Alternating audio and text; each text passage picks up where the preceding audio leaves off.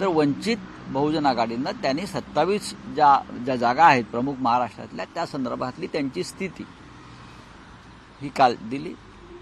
आता त्याच्यावरती आम्ही काल चर्चा केली आणि त्यानुसार काही निर्णय झालेले आहेत. आणि वंचित बहुजन आघाडी हा जो पक्ष आहे हा अत्यंत प्रभावीपणे या देशातल्या हुकुमशाही विरुद्ध उभा ठाकलेला आहे. खास करून महाराष्ट्रात देशामध्ये संविधानासंदर्भात जी मोडतोड सुरू आहे, संविधान टिकवायचंच नाही या देशामध्ये, नवीन संविधान निर्माण करायचे डॉक्टर आंबेडकरांच्या संविधानाला फाटा देऊन, त्या संदर्भात प्रकाश आंबेडकर यांच्या भूमिका आपण सगळेच पाहतो आहोत. आणि महाविकास आघाडीची तीच भूमिका असल्यामुळे आम्ही सगळे एकत्र या देशातल्या संविधानाच्या रक्षणासाठी, लोकशाही रक्षणासाठी, शेतकरी कष्टकऱ्यांच्या न्याय हक्कासाठी अमृत नोनी आर्थो प्लस ये एक प्रूवन फॉर्मूला है। इसमें मौजूद नोनी फल के गुण और आयुर्वेदिक जड़ी बूटियां शरीर को जरूरी पोषक तत्व देने के साथ साथ हड्डियों और जोड़ों के घिसने, उनमें होने वाले सूजन और दर्द को रोकने में मदद करता है। दर्द मुक्त जीवन के लिए अमृत नोनी आर्थो प्लस। एकत्र येऊन महाराष्ट्रातल्या 48 जागांवर आम्ही लढू, हा आमचा निर्णय पक्का आहे. काल मोदी आले होते, शेतकऱ्यांसंदर्भात त्यांनी काल पंतप्रधानांची सभा यवतमाळला पार पडली. त्यावेळेला त्यांनी असं म्हटलं की सपुआचं सरकार होतं तेव्हा महाराष्ट्रातले नेते कृषी मंत्री होते. खोटं बोलतात ते. प्रधानमंत्र्यांनी खरं म्हणजे खोटं बोलू नये. प्रधानमंत्र्यांनी आपले आधीचे वक्तव्य आठवायला पाहिजेत. प्रधानमंत्र्यांचे आधीचे वक्तव्य असे आहेत की शरद पवार हे या देशातले उत्तम कृषी मंत्री होते. यूपीए सरकारमध्ये जेव्हा नरेंद्र मोदी यांच्या संदर्भात एक वेगळी भूमिका घेतली होती असहकार्याची गुजरातच्या मुख्यमंत्र्यांबरोबर, तेव्हा कृषी मंत्री शरद पवार हेच नरेंद्र मोदींना गुजरातच्या कृषी सहकार या सगळ्या संदर्भात आवर्जून मदत करत होते. राजकारणापलीकडे जाऊन हे नरेंद्र मोदी यांनी वारंवार जाहीर सांगितलेलं आहे. आता एखाद्या गावात येऊन जर निवडणुकीच्या संदर्भात त्यांना काही खोटं बोलायचं असेल तर ते खोटं बोलू शकतात. जसं मोदी यांनी सांगितलं होतं की शरद पवार यांचा हात धरून मी राजकारणात आलो. शरद पवार माझे राजकीय गुरु आहेत. ही मोदींची वक्तव्य आहेत. आणि मुख्य म्हणजे श्रीयुत नरेंद्र मोदी यांनी असंही सांगितलं होतं की महाराष्ट्रातला आणि देशातला सगळ्यात मोठा घोटाळा कोणता असेल तर तो आदर्श स्कॅम, आदर्श घोटाळा. त्याच आदर्श घोटाळ्याच्या सूत्रधाराला त्यांनी आपल्या पक्षात घेऊन राज्यसभा दिली. मोदी यांनी असंही सांगितलं होतं की सिंचन घोटाळा जो झालाय महाराष्ट्रात 70,000 कोटीचा, तो भ्रष्टाचार करणाऱ्यांना आम्ही सोडणार नाही. पण त्या सिंचन घोटाळ्याचे सूत्रधार अजित पवार यांनी त्यांना आपल्या पक्षात घेऊन उपमुख्यमंत्री केलं. त्याच्यामुळे देशाच्या प्रधानमंत्र्यावर, त्यांच्या वक्तव्यावर विश्वास ठेवावा अशी मानसिकता या महाराष्ट्रात आणि देशात नाही. ते खोटं बोलतात. 2,200 कोटी रुपयांचे ड्रग्ज सापडलेले आहेत. पुन्हा एकदा गुजरात हे विकासाच्या मार्गावर पुढे आहे आणि गुजरातचा विकास झाला तर देशाचा विकास होईल असं प्रधानमंत्री मोदी वारंवार सांगत असतात. म्हणजे इतर राज्य त्यांच्या तुलनेत महत्त्वाची नाहीत. मुंबईसह अनेक राज्यातले अनेक प्रकल्प त्यांनी गुजरातला नेले.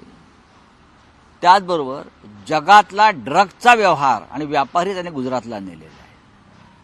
हे त्यांनी मान्य केलं पाहिजे. गेल्या काही काळापासून लाखो कोट्यावधींचं, हजारो कोटींचं अंमली पदार्थ वेगवेगळ्या पद्धतीचे हे फक्त गुजरातच्याच बंदरावर येतात, उतरवले जातात आणि संपूर्ण देशातली तरुण पिढी ही नासवण्याचा प्रकार हा गुजरातच्या भूमीतून होत असेल तर नरेंद्र मोदींनी महाराष्ट्रात येऊन आम्हाला ज्ञान देण्यापेक्षा, प्रवचनं झोडण्यापेक्षा या देशाच्या गृहमंत्र्यांनी सुद्धा गुजरातमध्येच ड्रग्ज हजारो कोटीचं का उतरत आहे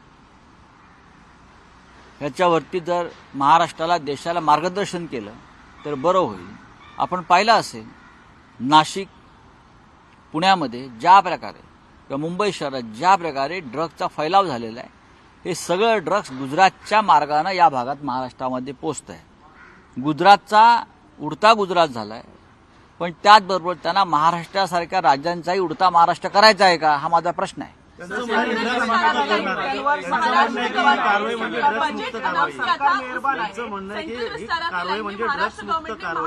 असं कोण म्हणतंय? गुजरातलाच का उतरलं जात आहे? महाराष्ट्रामध्ये आपण पाहिलं असेल पुण्यातलं चित्र त्या दिवशी वेताळ टेकडीवरचं. तरुण पिढी नशेच्या अंमलात जाऊन कशी रस्त्यावर पडते, ललित पाटील कसा पळून जातो आहे. हा, ही ड्रग्स मुक्तीची कारवाई नाही आहे. काही पकडलाय, काही पसरलाय. सेंट्रल विस्तारा के लाइन पे अभी महाराष्ट्र गवर्नमेंट ने अपने बजट में अनाउंस किया था कि महाविस्तार समान एक प्रोजेक्ट होगा, 7,500 करोड़ से भी ज्यादा उसकी लागत होगी फॉर रीडेवलपमेंट ऑफ मंत्रालय end other administrative buildings. Do you think कि ये इतना जरूरी है, इतना पैसा रीडेवलपमेंट के लिए? जो एग्जिस्टिंग बिल्डिंग्स है उनकी हालत काफी बेटर है. अभी तो मंत्रालय का निर्माण तो नया ही हुआ था. अभी उस बारे में सभी से चर्चा करनी चाहिए. महाराष्ट्र का जो एमएलए हॉस्टल है पहले से तोड़ दिया है. मेरे पास उस बारे में ज्यादा जानकारी नहीं है. हमारे विधानसभा के जो नेता है वो ज्यादा बात करेंगे. लेकिन सेंट्रल विस्टा की क्या हालत है दिल्ली में, वो जाकर एक बार देखनी चाहिए. जो संसद भवन बनाया है वो ना काम करने लायक है ना बैठने लायक है. एक 5 स्टार जेल बन गया है. वो जो ऐतिहासिक धरोहर थी हमारी, जो हमारा ऐतिहासिक पार्लियामेंट था, हम चाहते हैं कि जब हमारी सरकार आएगी तो फिर एक बार हम उसी हिस्टोरिक बिल्डिंग में हमारा पार्लियामेंट सेशन शुरू करेंगे. सत्ताधारी सरकारमधील नेत्यांच्या कारखान्यावर सरकार मेहरबान आहे. 2014 में जब वो आए थे तब 300 पार किया गया था. 2019 में जब आए तो 350 और अब 400 के पार. इसी के उन्होंने नहीं, बहुत कम बोला है 400 पार. 600 पार बोलना चाहिए. लोकसभा में लगभग 540 या 548 सीटें हैं, तो 50 ज्यादा सीट अगर बोलते तो महाराष्ट्र की जनता तालियां बजाती. यवतमाल की बात छोड़ दीजिए. सबसे ज्यादा किसानों की आत्महत्या यवतमाल वाशिम में हुई. आपको मालूम है प्रधानमंत्री जी आपने क्या किया? 2000 से ज्यादा किसानों की आत्महत्या विदर्भ में हुई है. और यवतमाल वाशिम जहां पीएम साहब का कल रैली हो गई, वहां सबसे ज्यादा किसानों ने आत्महत्या की है. झूठ बोलते हैं प्रधानमंत्री. रैली में जब आते हैं तो झूठ बोलते हैं. ये झूठ बोलने की नशा है, और ये नशा कहाँ से आती है मुझे मालूम नहीं. प्रधानमंत्री पद पर बैठा व्यक्ति इतना झूठ कैसे बोल सकता है? सत्ताधारी नेत्यांच्या कारखान्यावर सरकार मेहरबान आहे.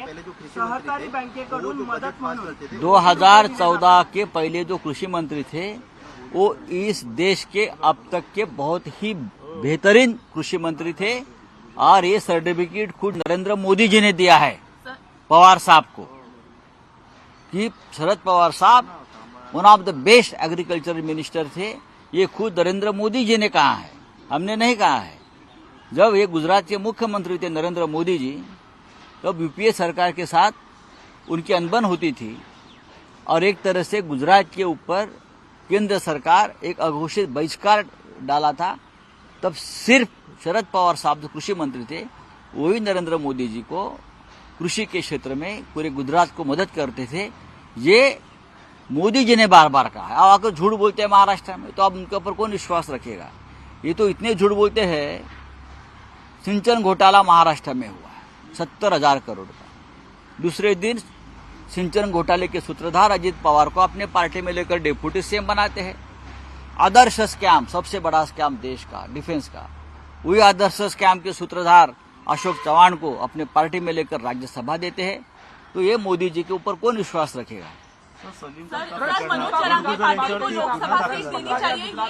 बीबीए की तरफ से प्रस्ताव आया था मनोज जरांगे पाटिल को लोकसभा सीट देनी चाहिए. हमारे पास कोई प्रस्ताव नहीं. सर, उन्होंने प्रेस रिलीज, हमारे पास कोई प्रस्ताव नहीं. सत्ताधारी सरकार हमारे यहाँ सिर्फ सीट शेयरिंग की चर्चा होती है. कौन कौन सी सीट पर लड़ेगा, कितने सीट पर लड़ेगा, कोई उम्मीदवार किसी का मन में होगा, उनकी व्यक्तिगत बात होती है.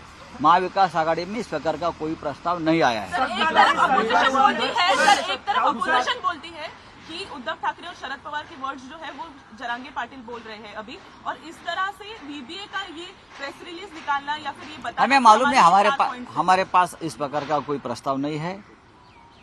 हम जब महाविकास आघाड़ी के लोग बैठते हैं तो सिर्फ सीट शेयरिंग, कौन कहाँ सीट लड़ेगा उसके ऊपर चर्चा होती है। अगर कोई किसी को उम्मीदवार बनाना चाहता है महाविकास आघाड़ी का तो उसके ऊपर चर्चा नहीं होती। सनी गुप्ता प्रकरणात बडगुजर यांच्यावर गुन्हा दाखल झालेला आहे। अनेक लोकांची देखील नावं समोर आली होती। अनेक म्हणजे कोण? त्यांच्यावर गुन्हा दाखल झालेला आहे। अत्यंत सूडबुद्धीनं राजकीय हेतूनं प्रेरित होऊन हा गुन्हा दाखल झाला आहे।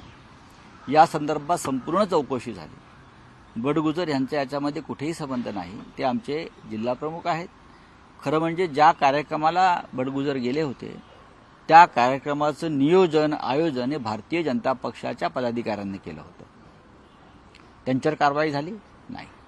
त्या कार्यक्रमामध्ये भारतीय जनता पक्षाचे नाशिकमधले बहुतेक सगळे पदाधिकारी हजर होते, त्यांच्यावर कारवाई झाली नाही। पण बडगुजर यांची 2 दिवसापूर्वी नाशिक जिल्हा प्रमुखपदी नियुक्ती झाल्यावर ही कारवाई केली।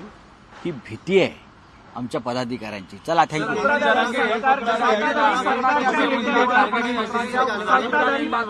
गुजरात में ड्रग्स पकड़ा गया, पूरे गुजरात की बात कही, महाराष्ट्र के बारे में ड्रग्स के बारे में बात की, क्या कहना चाहिए? देखिए, पूरे देश अगर बात करें तो सबसे ज्यादा ड्रग्स की खेप जो आती है, चाहे अफगानिस्तान से हो चाहे और देश से हो, वो सिर्फ गुजरात में ही क्यों लैंड होता है?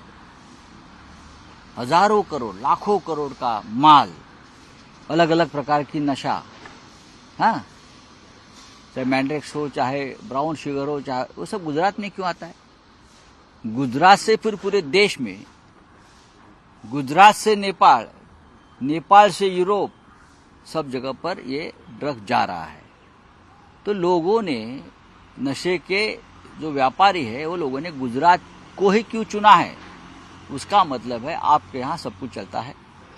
आप महाराष्ट्र में आकर हमें प्रवचन देते हो, लेकिन आपके गुजरात में आपका जो उड़ता गुजरात हुआ है, आप चाहते हैं उड़ते गुजरात के साथ उड़ता महाराष्ट्र हो, उड़ता कर्नाटक हो, उड़ता यूपी हो।